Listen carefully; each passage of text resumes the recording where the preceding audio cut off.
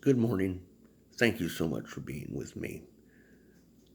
I am Peter, and this is the sound of the city coming to you from beautiful San Diego, California, America's finest city.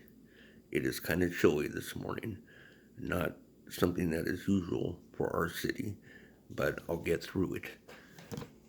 I hope you had a good Thanksgiving. The holidays were difficult for many people, and in the following episodes, I'm going to address that and have a special episode where I talk about the holidays, how they affect us, and how we could get through them. Today's episode is about suicide attempts. If you feel you might hear something that will bother you, maybe it's time for you to take off. This is explicit, but it's real, and it's part of my story. And I'm sharing this with you and others to help you. You are not the only one out there thinking of killing yourself. I was one of them, and here I am. I am still here. I am still here. If you're having trouble, 1 800 273 8255. That is the suicide prevention hotline. If you're bad, I mean really bad, alone, desperate, just call 911. In 2004, things were not going well for me. I was married, I had a family, I had a pretty good job, but I wasn't being a good husband. I wasn't being a good dad. I was sick a lot.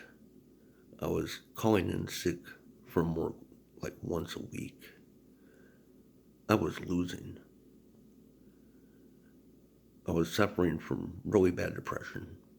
I was medicated, but the medicine was not helping me, and it scared me because I was like, if the medicine's not helping me, then now what? And I got to a point where I questioned life. I took life for granted. And one day, I went into my safe looking for something, and there it was right before me, my gun. I had a gun for home protection. Thank goodness I never had to use it. Oh, thank goodness. It really scared me, to be honest with you. I'm not a big gun or firearm person. This isn't a political venue. I believe people should have guns if they choose to, but for me, speaking for myself, they just scare me. I picked up this gun that was in my safe, and I was not doing well. It was so heavy.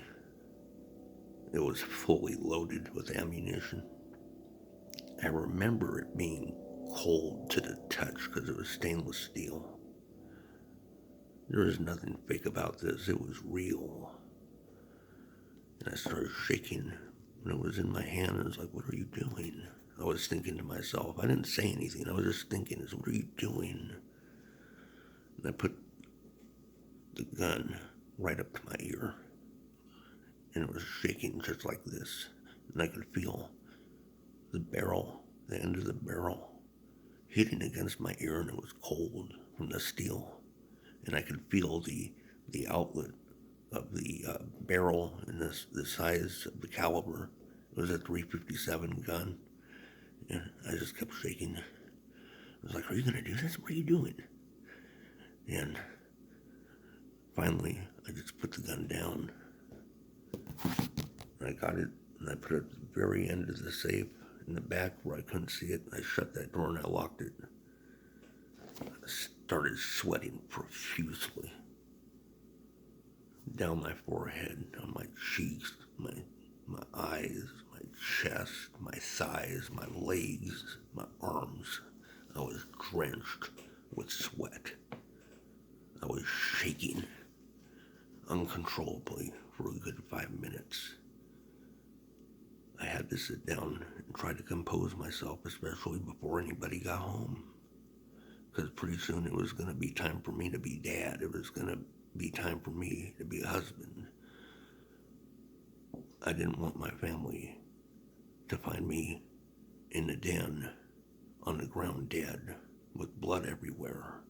I didn't want that to be the last memory of Daddy. But it was painful at the same time because part of me wanted to die. And I felt disappointed in myself that I wasn't able to fulfill that. Terrible. I can't explain to you the feelings, the thoughts that circulated through my head. I do not have the vocabulary. The mind is an organ without an anatomy, and it stores a lot of stuff. And I have no idea where some of these fears, some of these thoughts are formulated, but they come up and they get to you. At that point, I was really worried because I knew now that I was capable of trying to kill myself, possibly capable of killing myself. I didn't tell anybody. I didn't share this with anybody else. I kept it to me, and it made it worse. I should have told my doctor. But I knew the repercussions. I knew that there was a possibility that I would have been sent to the hospital and held for 3 days, and I wasn't going to do that. So I knew exactly how to avoid that. Looking back on it now, I should have reached out for help. And if you're in a similar situation, whether it be a gun, a knife, pills,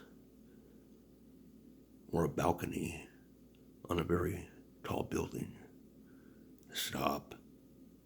Just stop. Put it down. Take a step back. Call 911.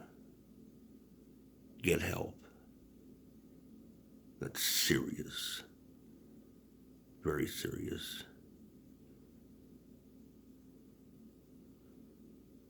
I'm just going to end the video with this story. I have others.